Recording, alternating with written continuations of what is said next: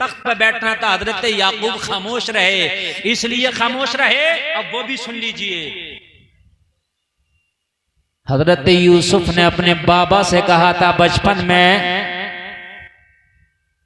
अहदा आशरा कौकबन वश्शम्स वल कमरा रायतुहुम ली साजिदीन। बाप याकूब, मैंने ख्वाब देखा है, मुझे 11 सितारे चांद और सूरज सजदा कर रहे हैं। तो हजरत याकूब समझ गए थे कि मेरे यूसुफ को एक दिन तख्त मिलेगा और ये सारे के सारे भाई मेरे यूसुफ की ताजीम करेंगे। सुभान अल्लाह, सुभान अल्लाह।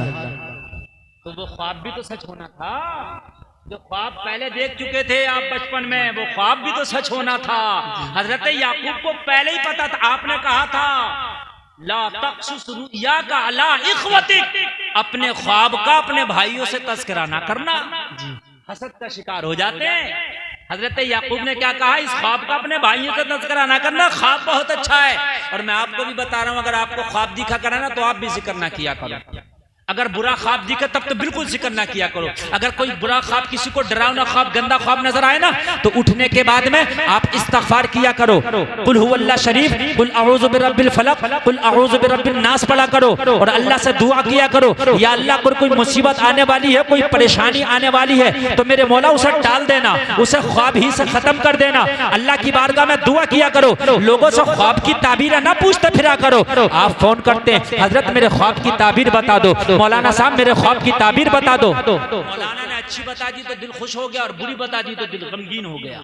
तो इसलिए ख्वाबों की ताबीर ना पूछा करो, हर ख्वाब सच्चा भी नहीं होता है। अल्लाह से दुआ किया करो। अगर आपको लगता है कि ख्वाब गलत नजर आया, दुआ करो या अल्लाह इस गलत को तू टाल दे। और अच्छा नजर आया तो दुआ किया करो, या अल्लाह मेरे हक में बेहतर है तो मुझे ये अच्छाई नवाज दे। दुआ किया करो।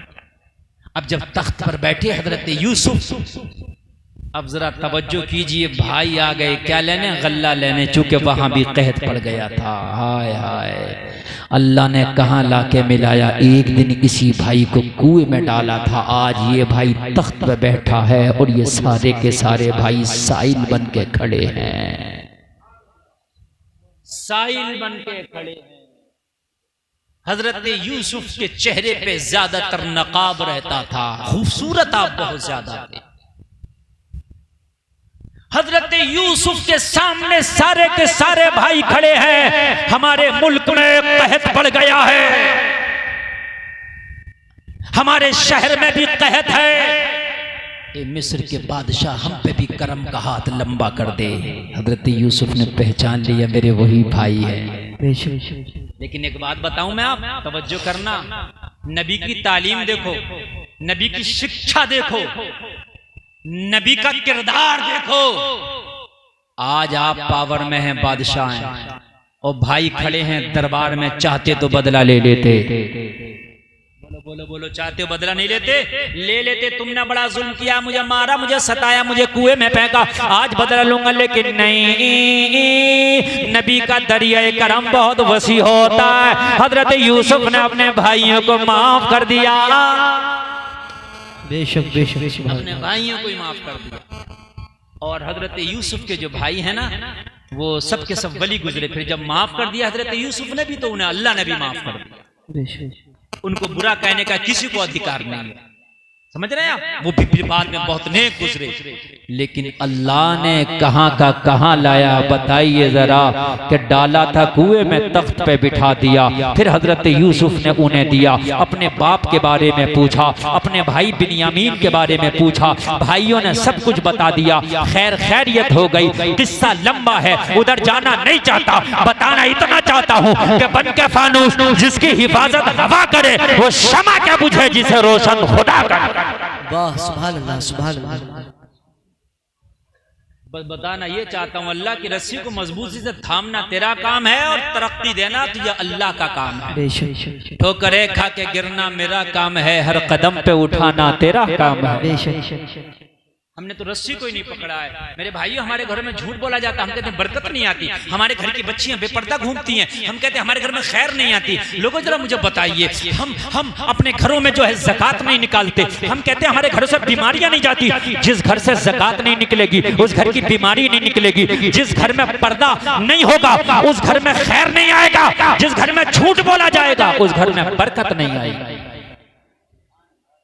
सबसे बड़ा ताबीज है सच बोलो।